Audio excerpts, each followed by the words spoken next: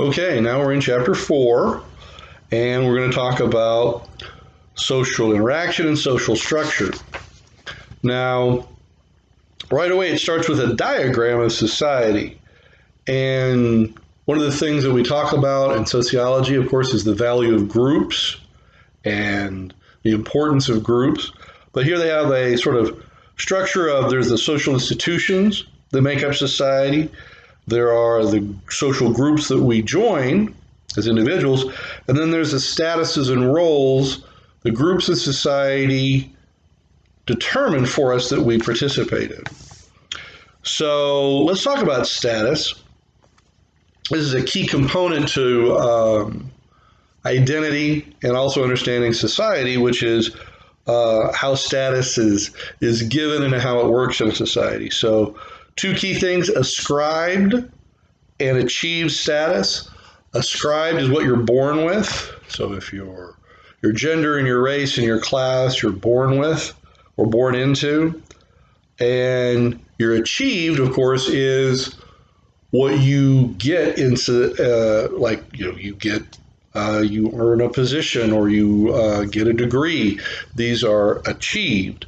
Now, our culture in the United States spends a lot of time talking about how the importance of achieved status and how important that is, without talking enough about the fact that ascribed status means that we all don't start the race at the same starting point.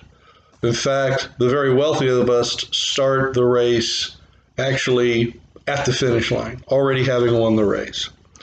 Master status, some confusion about this at times. Master status doesn't mean best, it means most important. So for instance, sort of like what a headline would read if you had done something. So like if you had saved 5 orphans from a burning building, you guys would probably say, college student saves 5 orphans, because that's the most important status that you've gotten so far. But in that same fashion, if you had been a convicted felon, it might read convict saves orphans from burning building. The point being, your master status is that which society deems most important, not always the best. We talk about status symbols. These are, particularly in Western societies, super important. The clothes we wear, the things that we have that denote our class position, everything from sunglasses to, say, purses for women or cars for guys. And the fact is that these status symbols are a way to communicate to one another. Are you part of the same grouping that I am? The discussion of role, these are the behaviors associated with a specific status. So there are role expectations and then there's role performance. So there's what we expect somebody to act like, and then there's how they actually do it. So for instance, there was an NBA player, Dennis Rodman, and he continued to, his role performance seemed to violate role expectations about how an NBA player would act and behave. So there's also role conflict and role strain. Conflict is when incompatible role demands are placed on a person by 2 or more statuses held at the same time. Then there's role strain, which is incompatible demands built into a single status that a person occupies. For example, married women may experience role strain more than men, because many of them experience work overload plus household responsibilities that strain that. And there's also role exit. There's a discussion of primary and secondary groups. Primary groups are the groups in which we have small, important face-to-face interactions, and then there are secondary groups, which are the groups that we have sort of like work that occur in larger, more formalized structures. Speaking of formal, now there's a new term that we're using, formal organization. So in modern societies, when we're talking about social institutions like religion or government or the economy, we have formal organizations that take care of those institutional demands for us. For example, for education, we have schools and lots of different kinds of schools. Those are the formal organizations. For religion, we have churches and synagogues and mosques. The functionalists talk about how they view social institution. Conflict folks, of course, not a huge shake-up there, think that they view it differently. And then we move to a guy named Linsky, who does a whole breakdown of the technological and economic impact of things that have influenced human history, all the way from hunting and gathering societies up through pastoral societies, the agrarian revolution, the industrial revolution, and now where we're at in post-industrial phases. There's a chart there that talks about who controlled surplus, including things like women's status. And the idea is that things changed over time, things that might actually surprise us. For instance, the actual in hunting and gathering societies, there wasn't a whole lot of difference in status. There was usually one leader, and the rest of us were sort of all in as fellow tribe members. We start seeing more and more differences as we accumulate property, particularly during the agrarian period where we have a surplus. So now we move to Durkheim and sociological perspectives.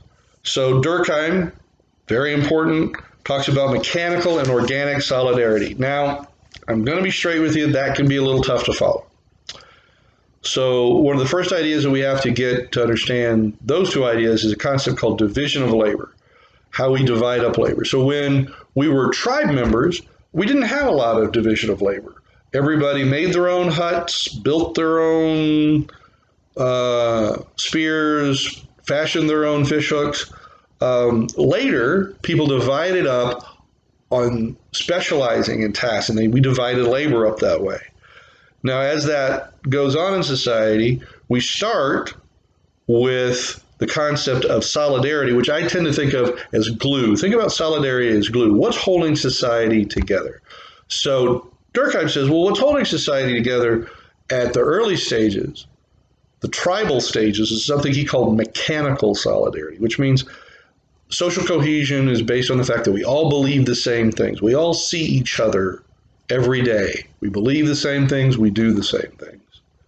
Later, in more modern dynamic societies, we have organic solidarity, where the social cohesion, the glue, isn't about, say, similar belief systems, but our tasks are fit together. A guy named Ferdinand Tönnies also talks about Gemeinschaft and Gesellschaft. There's related concepts to what Durkheim was talking about. Give those a read. There's discussion of homeless rights versus public space. Pretty salient right now as people are protesting in the wake of the George Floyd incident, and about whether the public has a right to public space and the right to protest. So then there's another interesting concept called the social construction of reality, process by which perception of reality largely shaped by the subjective meanings we give to an experience. We tend to think of, well, no, reality is real. And we in sociology go, not as much as you think. Your brain is not a DVD player and a DVD recorder. It interprets stimulus. It's an interpretation engine. And so when it's given a stimulus, it interprets what it sees. So we used to do this experiment where in a big hall full of students, we would pay somebody to come in and grab, let's say, the purse of somebody on the front row and run back out. And then we would stop everybody from reacting and say, write down what you just saw. And then people would write down things like, oh my gosh, he was 6'5" and he had a beard and he was wearing sunglasses and I think he was black or Hispanic, and then then we bring back in the person, usually somebody that we hired from the theater department, and let's say it'd probably be like a 5'7" Asian fellow.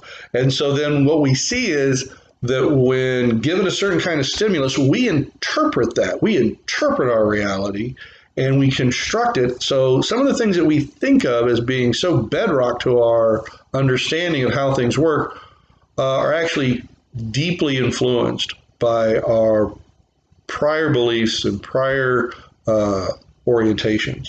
There's also something called self-fulfilling prophecy. This is where I believe something that's not real, but because I believe it so strongly, it ends up being real. Best examples of that are what's called white flight in the 60s and 70s up to the early 80s.